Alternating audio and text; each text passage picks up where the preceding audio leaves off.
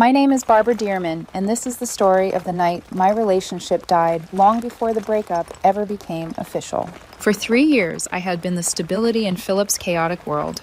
I was the one with the steady logistics career, the one who bought the little house in the suburbs, the one who paid off his Honda so he wouldn't have to stress about the monthly payments while finishing his degree. I didn't resent any of it. I loved him. I wanted to build a life where he felt safe, grounded, and valued. Somewhere along the way, though, safety turned into monotony in his eyes. What once felt comforting to him began to feel suffocating. The shift didn't happen all at once. It crept in quietly, the way a draft slips under a door. It started around the time he reconnected with his college friend Sarah. If you have ever met a person who weaponizes their misery, you understand exactly who Sarah is. 30 years old, forever bouncing between men who forget her name, the moment she leaves their apartments, perpetually convinced she's just a few self-care rituals away from a spiritual awakening. She resented her own loneliness, and naturally misery tends to reach out for company. Sarah could not stand the idea that Philip had a stable home, a paid-off car, and a partner who cooked dinner at night. It offended her that he felt secure. I heard her voice once over speakerphone. "You're in your prime, Philip. You've been with her since, 24? How do you know you're not settling if you've never looked? You're locking yourself into a suburban mom life before you've lived." What bothered me wasn't just the words, it was how carefully he absorbed them. The complaints soon followed. I was too practical. I lacked spontaneity. I didn't want to go to a club on a Wednesday night because I woke up early for work. I was financially controlling for suggesting we contribute to a Roth IRA instead of taking yet another impulsive trip to Tulum. Last week, he rolled his eyes as I reminded him to lock the front door and muttered, "You act like my mom. It's suffocating." I tried to stay calm. I provide a home, Philip. A future. That's not suffocating, that's life. "That's your life," he muttered, already scrolling through his phone, his attention practically evaporating. Maybe I should have seen it coming. Maybe the writing had been on the wall in a neon sign, and I simply chose to read it as a soft glow. But nothing could have prepared me for the moment everything shifted forever. It was a Friday night. I had just come home from a brutal week. 50 hours on the clock, my brain fried, my body sore, my heart set on takeout, and a movie curled up with him. Instead, I walked into something that didn't feel real at first. Philip was sitting at my vanity mirror, one I had bought and installed because he always hated the dim lighting in the bathroom. He was adjusting the collar of a navy button-up shirt I had purchased for his birthday. His hair was styled with more care than I'd seen in months. He smelled like cologne he only used on special occasions. He wasn't dressed for Thai food. Going out with Sarah, I asked, loosening my scarf as a cold knot began to form deep in my stomach. He turned slowly, and the expression on his face told me everything before he ever opened his mouth. He didn't look ashamed or apologetic. He looked enlightened, like he had discovered some profound truth and was about to generously share it with me. "No," he said calmly. "I'm going on a date." My hand froze mid-motion. A date. The words scraped out of my throat before I could stop them. "With who?" "Her name is Brianna. We matched on Hinge." I blinked, stunned into stillness. "You're joking." "I'm not." He stood smoothing an imaginary wrinkle in his shirt. He approached me, but kept just enough distance to be theatrical. And he spoke slowly, clearly rehearsed. "Look, I love you, but I've been feeling unfulfilled. Sarah helped me realize that maybe I settled too early. I owe it to myself to see what's out there. Just dinner, drinks, a vibe check." "You live in my house," I said quietly. "You drive a car I pay for, and you're telling me you're going to go date another woman to decide if she aligns more with your soul?" He winced at my bluntness. "It's just clarity, Barbara. If I come home tonight, you'll know I chose you. You won't just be the default option anymore, you'll be the choice." He checked his reflection one last time in the hallway mirror, adjusting his earring as if preparing for something poetic. "If you really love me," he said, "you'll let me do this. You'll let me come home when I'm sure." He waited for me to break, to cry, to scream, to forbid him from going. He waited for the drama that would make him feel desired. Instead, I felt something far more final than anger. It was the abrupt, violent death of 3 years of love, like a fuse blown out in a single snap. "Okay," I said. He blinked. "Okay." "You're right," I said, walking into the kitchen and opening a beer with a calm I didn't quite recognize. "You shouldn't settle. Take your time." He looked almost disappointed. He wanted passion, anger, chaos. What he got was indifference, and his ego smoothed over the cracks quickly. His Uber arrived. He smiled with a smugness that told me he thought he had me wrapped around his little finger. "Thank you for understanding," he said, grabbing his wallet. "I won't be too late. We can talk when I get back." "Don't worry about it," I said. He left. The lock clicked behind him. I set my beer down. I walked to the garage. I grabbed a roll of heavy-duty garbage bags. If he wanted to see what not settling looked like, he was about to find out. By 9:30, every piece of his life was neatly packed. By 10:15, his digital access to the house was revoked. His suitcases were lined up on the porch under the awning, safe from the rain, because I wasn't trying to be cruel. I was simply done. I taped a note to the handle of the largest suitcase. "Hope you didn't settle. I decided not to either." I turned off the porch light, sat on the couch, and opened the doorbell camera feed. Then I waited for the fallout. I didn't have to wait long. At 11:42 p.m., Philip's Uber rolled to a stop at the end of the driveway. He stepped out, wearing an expression I recognized instantly, the look of a man who imagined himself as the center of someone else's universe. He didn't seem like someone who'd found a soulmate. He seemed irritated, as if the date had delivered the wrong dessert. He glanced at his phone, confused, when the Wi-Fi didn't automatically reconnect, then started marching up the driveway with a rehearsed speech practically glowing behind his eyes. He reached for the keypad on the door, typed in his code, and the lock flashed red. He frowned, checked the numbers more aggressively, typing again, with the arrogance of someone who was positive the mistake couldn't possibly be his. Red, again. "What the hell?" he muttered, and the microphone on the doorbell camera picked up every syllable. His thumb flew over his phone screen, tapping the smart lock app. When it refused to load because he was no longer a user, he froze. His gaze drifted left, and at that moment, he saw it. The luggage. 3 suitcases, 4 boxes, all neatly stacked like a symmetrical wall of consequences. His head tilted. Confusion. Then recognition. Then the creeping horror of a man who has truly deeply miscalculated. He stepped closer to the bags and noticed the cream-colored cardstock note taped to the handle. His breath caught. He ripped it off as if the paper had personally insulted him. I watched everything from the darkened living room 10 feet behind the door. Beer in hand, heart steady. On the screen, his face twisted as he read the message.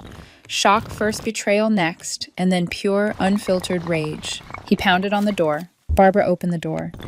"Barbara, is this a joke? Open it." I didn't move. He rang the doorbell once, twice, 8 times. Each chime echoed through the silent house, but I didn't even flinch. The man pounding outside was a stranger, an entitled stranger, who had mistaken my silence for permission one too many times. "You can't do this," he shouted. "I live here. You can't just kick me out because I went on a date. We talked about this. You said it was okay." He was rewriting history, already performing for an invisible jury. In his version, he had merely asked for space. In reality, he had dressed up in clothes I bought him to go flirt with a woman he met online to see if there was a spark. My phone buzzed. Philip was calling. I let it ring. He called again and again. When he realized I wouldn't pick up, he returned to banging on the door with his fist. "I'm calling the cops. This is an illegal eviction." That was my cue. I turned on the microphone through the doorbell camera. My voice came out crisp, emotionless, metallic. "You don't live here, Philip. You're not on the deed. You're not on the lease. You haven't paid a single utility bill in 3 years. You are a guest who overstayed his welcome." He startled, looking around wildly before finding the camera lens. For a moment, his rage flashed into something more raw: fear. Fear of losing the safety net he had taken for granted. "Are you serious?" he shouted directly at the camera. I went to dinner. One dinner. "You completely overreacted. You're insane, Barbara. You're controlling. You're exactly what Sarah said you were." "I'm not controlling anything," I replied calmly. "I'm setting you free." He shook his head violently. "You wanted me to leave over that?" "You wanted to check the market," I said. "Congratulations. The market is open. Go find whatever spark you were looking for." "Where am I supposed to go?" he shouted, panic leaking into his tone. "It's midnight. I have nowhere to go." "You have Sarah," I said. "She seems to think you shouldn't be settling. Go sleep on her couch. I'm sure she'd love to hear about your date." "Barbara, stop. Let me in. We can talk about this." "If you hit that door one more time," I said quietly, my voice dropping to a threat he'd never heard from me before, "I will call the police and report a trespasser." He froze. "Grab your bags," I finished, "and get off my porch." I turned off the audio feed. On the screen, Philip stood there breathing, like he'd run a marathon, staring at the camera with fury and disbelief. He kicked one of the boxes, then yelped when he hurt his foot. He looked around the dark neighborhood, defeated. Then he pulled out his phone and made a call. I assumed it was Sarah. I was right. 22 minutes later, a dented silver Honda Civic pulled up. Sarah got out wearing sweatpants and a grimace. She didn't look like a supportive best friend rushing to save him from injustice. She looked like a tired woman who regretted every life choice that led her to picking up a grown man and his assortment of boxes at midnight. Philip tried to load the luggage with some pride, but the weight of the moment sat heavy on him. Sarah didn't help at first. She just leaned against her car, arms crossed, looking at him the way you look at a coworker who overshares at lunch. Eventually, she sighed and helped him shove the last box into the back seat, even though it didn't fully fit. He was sobbing by then, humiliated, confused, furious. Sarah looked irritated, rolling her eyes when he wasn't looking. And as they finally drove away, leaving my porch, empty, silent, and clean, I felt something I hadn't felt in months. Peace. The next morning, his meltdown migrated to Instagram. He posted a long story on a black background in dramatic white text about how I had discarded him like trash after he simply asked for space, and how I was a manipulative narcissist who couldn't handle honest communication. For about 6 hours, the comment section was a therapy group for people who thought taking accountability was optional. Sarah chimed in, calling me toxic and controlling. But performative truth-telling always invites the real truth eventually. Our mutual friend Mike texted me privately. "You serious? You kicked him out because he asked for a breather." I sent Mike a screenshot of the actual text Philip sent me before leaving the house. "Going to dinner with Brianna. Don't wait up. I need to see if there's a spark. If I come back, you'll know I chose you." Mike didn't reply to me. He replied publicly to Philip's story. "Didn't you say you were going on a date with another woman because you needed to test the market while she paid all your bills?" Philip deleted the story within 10 minutes. The narrative collapsed, and his problems were just beginning. If karma had a scheduling department, it worked overtime on Philip. Once the Instagram narrative collapsed, he tried to pivot his story privately, texting mutual friends in scattered, frantic bursts. But every version contradicted the last. In one retelling, he was emotionally suffocating and needed clarity. In another, he had bravely initiated a temporary separation to work on himself. In the most desperate version, I apparently had pushed him into the arms of another woman by being too stable. But stability was never his issue, accountability was. Meanwhile, the one person he hoped would validate him, Brianna, the woman from Hinge, wanted nothing to do with any of it. Word travels fast in small digital circles, and she backed out the moment she saw drama swirling around him like a storm cloud. I found out later from Mike that she blocked his number within 24 hours. So much for the spark he had risked everything to chase. Sarah was the next problem. At first, she pretended to enjoy the thrill of rescuing Philip at midnight. She liked performing empathy. It made her feel morally superior without actually requiring her to change anything about herself. But once Philip's boxes were stacked in her living room, once she woke up to him microwaving chicken nuggets at 2 a.m., once she discovered he didn't have a job that required him to leave the apartment, daily reality set in. Sarah hated sharing her space. She especially hated sharing it with someone miserable, needy, and unemployed. From what Mike told me later, the unraveling began on day 3, when Philip asked her if she could sleep on the couch so he could have space to process. She laughed at him. He didn't take it well. By the second week, she had started complaining to her friends that Philip was killing the vibe by crying in her bathroom and using up all her hot water. 2 weeks in, I received an automatic notification from my cell phone provider. Philip was still on my plan, the last financial tether between us. One I had been planning to sever, and he had burned through nearly all of the monthly data. Likely because Sarah's apartment had spotty Wi-Fi and Philip spent every waking moment doom-scrolling TikTok, alternating between breakup advice videos and spiritual healing posts. My guess is that somewhere between the find your inner flame influencers and the you deserve better mantras, Philip realized sleeping on a friend's couch was far less glamorous than Sarah had once implied. But the real catalyst came at the end of the month. A text from Philip appeared on my screen out of nowhere. "Philip, hey. The payment for the Honda is due Tuesday. The portal says it's not on autopay. Can you handle it? I'm in a bad spot. I need the car for interviews. Sarah's Wi-Fi is terrible. Please help me just this once." I stared at the message. The audacity was almost impressive. He genuinely believed that regardless of his choices, I would continue financing his life simply because I had always done so. I replied with a precision I knew would cut cleanly. "Me, it's your car. Your name is on the lease. I paid for it because you were my partner." You voluntarily resigned from that position. He responded within seconds, the panic almost tangible. Philip, Barbara, please. I have $400 total. If I miss a payment, my credit will tank. Please, for old time's sake. Me asked Brianna. A beat passed. Then the three dots appeared, desperate and frantic. Before he could send whatever plea he was typing, I blocked his number. It took 14 days for Sarah to reach her breaking point. From what Mike described, Sarah's patience snapped when Philip tried to host an impromptu healing circle in her living room. He lit incense that set off her smoke alarm, chanted affirmations loudly enough for her neighbors to complain, and cried when she asked him to clean up the ashes. By that evening, Sarah told him he needed to leave. He begged. He negotiated. He offered to pay her back eventually. She packed his things into the same Honda I had once fixed for him and drove him to his parents' house. The parents he had complained about for years. The parents he vowed he would never move back in with. And so he returned to the cramped childhood bedroom he had spent half a decade trying to escape. Meanwhile, my life changed with the quiet efficiency of someone who had finally removed a hand that had been sitting on her throat for years. The first week without him felt like stepping out of a dim hallway into open sunlight. No bickering about finances. No accusations of being boring. No emotional labor holding together a man who couldn't hold together his own day. By the end of the first month, I realized something devastating and liberating at the same time I had been doing the emotional work of two people for years. The financial difference was staggering. Without his car payment, his groceries, his random impulse purchases, and his endless subscriptions, I saved nearly $2,000 in the first weeks alone. My account felt lighter and fuller at the same time. My nights were peaceful. My mornings were steady. My energy returned in ways I hadn't felt since my early 20s. I joined a boxing gym for the first time in years, and the trainer commented on how quickly my form improved. I started sleeping deeply uninterrupted by late-night arguments about not being exciting enough. I even got a promotion at work, a recognition I was finally able to accept without feeling guilty that I was growing faster than Philip. Months passed, and slowly I stopped remembering the sound of his voice. The sharp edges of the breakup softened into something faint and distant, a blur in the rearview mirror. And then just when the universe had finally gone quiet, he returned. It was a Tuesday evening, the air warm with that late spring heaviness that makes everything feel slow.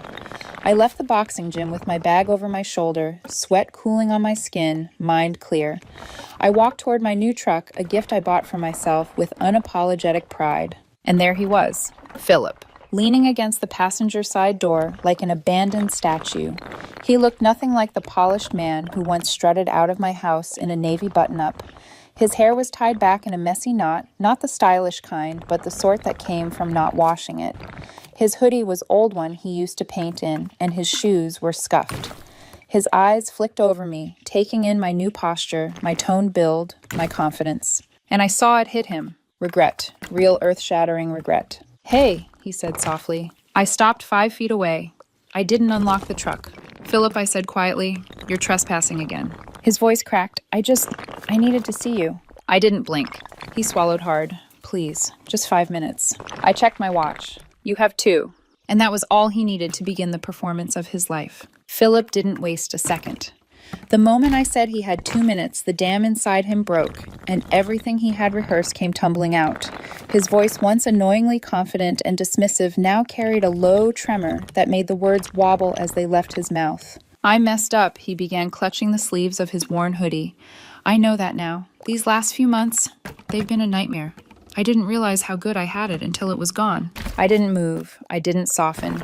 I didn't do anything to encourage him. I let the silence between us sit heavy. He stepped closer, testing a boundary he didn't realize no longer existed. "Barbara, when I left that night, I thought I was doing something brave. Everyone tells you that your 20s are supposed to be about exploration and freedom. Sarah made it seem like I needed to find myself before settling down. She said I was too young to choose one life." "Sarah said a lot of things," I replied mildly. "That's what I'm saying." He rushed, eyes widening. "She was toxic. I didn't see it at the time, but she got into my head. She made me feel trapped, like I was losing something by being with you." His voice cracked. "But I was wrong. I lost something when I left. The best thing in my life." He paused, watching me with a desperate hope that made him look smaller than I remembered. He continued anyway. "Going on that date with Brianna, it was the best thing that could have happened," he said, as earnest as a confessional.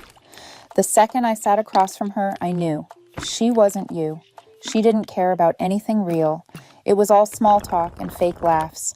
And the whole time I kept thinking, what am I doing? Why am I here when the woman who actually cared about me is at home? It's all. Home, I repeated. He flinched. I mean your home. You know what I meant. He took another cautious step. I kept thinking that I traded everything real for something that didn't exist. And the minute I realized that I just wanted to go back, I wanted to fix things. His mouth tightened. I wanted you. His eyes glossed over with tears he hoped I'd find moving. I didn't, Barbara, he whispered. I know I hurt you. I know I broke something. But I swear I've changed. I know what really matters now. I want us. I want stability. I want the life we were building. He reached out slowly, like approaching a stray animal trying to touch my arm. I stepped back. He swallowed hard. I've been applying to jobs every day. I'm doing better. I'm trying. I moved out of my parents' house because being there was killing me. I'm staying with a coworker now just until I get back on my feet. His voice fell. It's not easy, but I'm doing the work. He looked up at me again, and I want to do it with you. I simply watched him watch the man who once accused me of being boring, now begging for the exact life he ran from. There was something almost poetic about it. He took a breath, steadying himself. Look, I know I said I needed to check the market, but that was stupid, reckless, immature. I wasn't checking anything. I was just sabotaging something good because I didn't know how to handle feeling cared for. I thought excitement meant chaos. He shook his head. I see now that excitement is being with someone who gives a damn about you. He exhaled shakily. Barbara, I chose you. I choose you now. No, I said quietly. You don't. He blinked.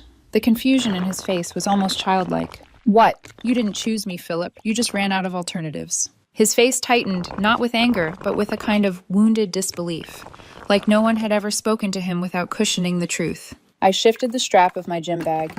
Let's put this into plain terms. You didn't come back because you realized your love for me. You came back because Brianna didn't want you. Sarah kicked you out. Your parents drove you crazy, and you finally understood I was the stable one.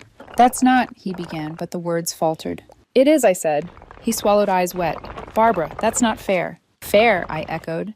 Philip, you told me you were going on a date with another woman to test whether you were settling with me. You said if you came home it would mean you chose me. That's not love. That's a performance. A test I never agreed to take. He seemed to shrink inside himself. You're looking at this like some noble journey, I continued, my voice calm, as if leaving failing and crawling back proves something about your loyalty. But it doesn't. It proves you gambled with what we had, and you lost. His breath hitched. People make mistakes. Yes, I said. Mistakes are when you say something stupid during an argument. Mistakes are forgetting an anniversary. Mistakes are fixable. I held his gaze unflinching. What you did wasn't a mistake, it was a choice. He flinched again visibly. His voice dropped to a whisper. I miss you. I miss our life. I miss waking up next to you. I miss knowing where home was. And I don't, I said plainly. He staggered backward as if the words physically hit him. I don't miss you, Philip. I don't miss the weight I carried. I don't miss being told I was boring for wanting a future. I don't miss supporting someone who resented me for it. My life has been peaceful since you left. He pressed a hand against his chest as if steadying his heartbeat. Please, I can be better. I swear. I'll be the man you deserved. But I don't want a project, I said softly. I want a partner. Tears spilled over his cheeks now. I can be that. No, I replied gently. You can't. Not for me. He stood there silently, shoulders shaking, staring at me with a pain that maybe was genuine but was far too late. And yet even in that moment I felt no anger, no rage, no desire for revenge. Only certainty. You said you were going out to make sure you weren't settling, I said, opening the truck door. But you helped me realize something too. He looked up, eyes hopeful despite everything. I was the one settling, I said. The hope in his face cracked, then crumbled completely. Barbara, please. You wanted a spark, I said quietly. Go find it. But you won't find it here. I stepped into the driver's seat. Don't leave me like this, he choked out. You left yourself like this. The door shut with a heavy final click. He didn't touch the truck again. I didn't look back when I drove away. I didn't look in the rearview mirror as I drove out of the parking lot, but I didn't need to. I knew exactly what Philip looked like. Small unraveling, left standing alone beside my truck's fading taillights. The wind rattled through the open space I left behind, as if even the air knew he no longer had a place in my life. I drove with one hand on the wheel, the other resting loosely on my thigh. My body felt strangely light, like I'd been carrying a weight for so long that I'd forgotten what it felt like to move without it. The city lights blurred past me, glowing in long streaks of orange and gold. I turned up the radio, letting the music fill the silence Philip once dominated. By the time I pulled into my driveway, the night had settled into a soft quiet. My home, my space now glowed from the inside with the warm, steady light of a place no longer housing chaos. I walked in, kicked off my shoes, and ordered Thai food. Extra spicy. The way I liked it. The way I stopped ordering it years ago because it gave him heartburn. It arrived quickly. I plated it instead of eating straight from the container, a small luxury I never bothered with when Philip was around. Back then, dinner had always turned into a performance. He'd complain about something, or make a snide remark about being too predictable, or scroll through his phone mid-bite while I tried to hold a conversation. Tonight, the kitchen was quiet, peaceful. The food tasted better without compromise. As I sat at the table, fork in hand, I let my thoughts drift, not to him, but to the person I had been with him. A version of myself who had stretched every part of her life to make another person comfortable. A woman who kept giving, until she forgot what it felt like to receive. I finished my meal and began picking up a few loose items around the house. An extra jacket by the door, a stack of mail on the countertop. It was almost meditative.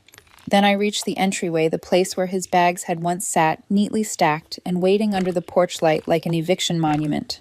The space was empty now, perfectly beautifully empty. I stood there for a moment, fingertips grazing the wall where I once taped the note he read with such fury. Hope you didn't settle. I decided not to either. The words still echoed softly in the back of my mind, not with bitterness, but with clarity. I hadn't written them to wound him. I had written them to free myself. For the next few days, life unfolded with a quiet ease I didn't know I'd been craving.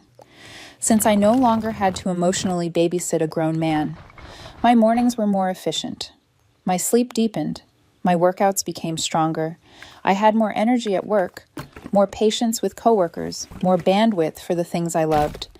My therapist once told me, "Sometimes peace feels foreign when you've lived in noise too long." She was right.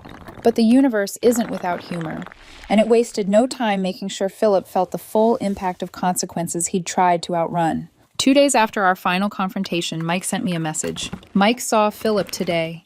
He looks rough. Did he really show up at your gym?" I replied simply, "Me, yes. Mike, he told everyone you were cold and unrecognizable, but honestly, you did what you had to do." I didn't respond after that. Philip's perspective no longer mattered. His narrative wasn't mine to correct. It never had been. People can twist truth into any shape they want, but consequences don't bend. Later that week, I heard through the grapevine that Philip had attempted to move back with his coworker after our parking lot confrontation, but the arrangement fell apart quickly. Apparently, he overstayed his welcome, didn't clean up after himself, and treated the place like an emotional rehab center. His coworker kicked him out within 12 days. I wasn't surprised. Patterns don't change just because someone regrets the outcome. Sarah refused to take him back in. Brianna never responded. His parents, exhausted by his mood swings and resentment, stopped enabling him. Philip, the man who once claimed he needed excitement, found himself stranded in the one place he'd mocked for years, the back bedroom of his childhood home, surrounded by faded posters and a mattress with springs that creaked every time he breathed. A place he had always sworn he would never return to. A place he returned to twice. The irony wasn't lost on me. One evening, about a month after our final encounter, I drove home from work at sunset. The sky was streaked with pink and lavender, the kind of view that made me slow down and roll my window halfway, just to feel the warm air on my skin. As I pulled into my driveway, I felt something inside me settle, a final puzzle piece clicking into place. I wasn't angry. I wasn't resentful. I wasn't even nostalgic. I was free. Inside, I placed my keys on the hook, set my bag down, and walked toward the living room window. From there, I could see the small patch of lawn where Philip once parked his car, the same spot he used to occupy with his sense of entitlement, with his half-hearted apologies, with his constant need for reassurance. Now it held only the shifting shadow of a tree branch swaying in the evening breeze. Later that night, I made myself tea and sat in the quiet, listening to the hum of the refrigerator and the rhythmic tick of the hallway clock. They were the sounds of a peaceful home, a home no longer stretched thin around someone else's instability. A home that finally fit me. And in that stillness, I understood something with absolute certainty. Philip had left because he thought he deserved a spark. He returned because he realized sparks burn out. But I stayed because I discovered I was not meant to be the person someone settled for. I was meant to be the person someone rose to meet. Philip couldn't rise, and I no longer waited for him to. Before bed, I walked once more past the empty space by the door. My footsteps were soft against the hardwood floor. I paused, letting the silence settle around me like a warm blanket. He didn't want to settle, and because of him, I finally stopped settling too.